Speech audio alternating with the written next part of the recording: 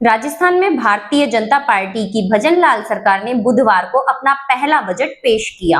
वित्त मंत्री दिया कुमारी ने विधानसभा में यह बजट पेश किया। बजट में विकास, महिलाओं और पर्यटन पर खास ध्यान दिया गया है। नई परियोजनाओं, सड़क के उन्नयन, पर्यटन स्थलों के विकास और सामाजिक कल्याण योजनाओं के लिए बड़ी घोषणाएं की गई हैं। बजट में सबसे महत्वपूर्ण घोषणा 30 पर्यटन स्थलों के विकास के लिए 200 करोड़ रुपए आवंटन करने की है। इसके अलावा राजस्थान पर्यटन विकास बोर्ड का गठन किया जाएगा। इस बजट को पेश करने के दौरान उन्होंने 2 घंटे 51 मिनट का लंबा भाषण दिया। इस भाषण में दिया कुमारी ने युवाओं, महिलाओं और किसानों के लिए कई बड़ी घोषणाएं की हैं। भजनलाल सरकार ने आने वाले 5 सालों में 4 लाख से ज्यादा सरकारी नौकरियां देने का वादा किया है। पंचायत के चुनाव एक साथ करने के आदेश जारी किए हैं तथा SC/ST वर्ग में आने वाले सरकारी कर्मचारियों को सस्ता लोन देने का प्रावधान किया है। सेल्फ हेल्प ग्रुप के साथ काम करने वाली महिलाओं को भी सरकार कम ब्याज में लोन देगी। राजस्थान के स्कूली विद्यार्थियों को मेरिट में आने पर टैबलेट और फ्री इंटरनेट की सेवा प्रदान करने की घोषणा की गई है। इसी के साथ बजट में हेल्थ और पुलिस विभाग के करीब 9000 नए पद भी सृजित करने की घोषणा की गई है। सरकारी विकास के लिए बजट में 1300 करोड़ रुपए का प्रावधान किया गया है।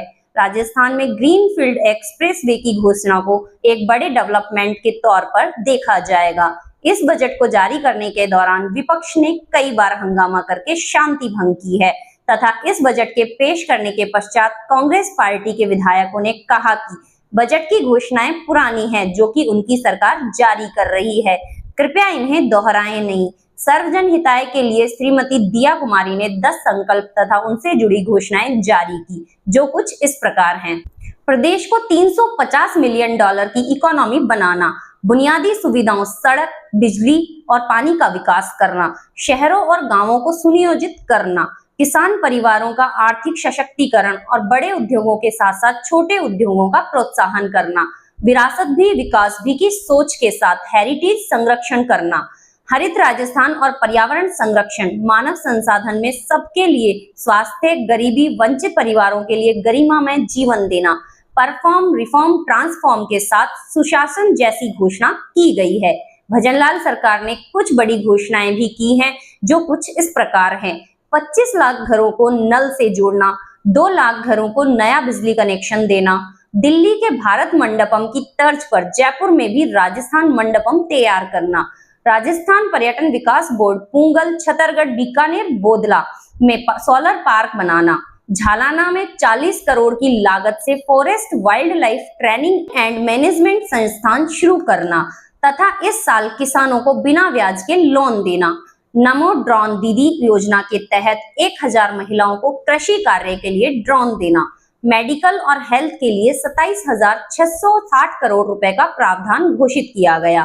पूरे बजट का 8.26% स्वास्थ्य को दिया गया है। गहलोत की चिरंजीवी योजना की जगह आयुष्मान भारत योजना की तर्ज पर मुख्यमंत्री आयुष आरोग्यमा योजना लागू की है। इस योजना का लाभ लेने के लिए अस्पताल में भर्ती होने की जरूरत नहीं पड़ेगी। IPD के साथ दी केयर पैकेज जुड़ेगा। शिशु और छोटे बच्चों के इलाज के लिए नए पैकेज जोड़े जाएंगे। छोटे स्थान पर निजी अस्पतालों में इम्पैनलमेंट के नियमों में रियायत होगी। हेल्थ से जुड़ी प्रमुख घोषणाएं भी की गई हैं। गर्भवती महिलाओं की प्रसव पूर्व जांच के लिए मां योजना के तहत वाउचर दिया जाएगा। हर विधानसभा क्षेत्र में एक आयुष्मान मॉडल CHC शुरू होगा। 1500 डॉक्टर तथा 4000 नर्सिंग कर्मियों के लिए नए पद संचित होंगे। राजस्थान डिजिटल हेल्थ मिशन की शुरुआत होगी। सरकारी कर्मचारियों के लिए रिटायरमेंट पर ग्रेच्युइटी की सीमा 20 लाख से बढ़कर 25 लाख करने की घोषणा की गई है। राजस्थान गवर्नमेंट हेल्थ स्कीम में अब सरकारी कर्मचारियों के माता पिता तथा सास ससुर भी इलाज करवा सकेंगे। इसके तहत माता पिता या सास ससुर में से एक विकल्प देना होगा। अब तक माता पिता का ही विकल्प दिया जाता था। दिया कुमारी जी के इस बजट घोषणा के बारे में आपके क्या विचार है, कृपया कमेंट बॉक्स में बताएं।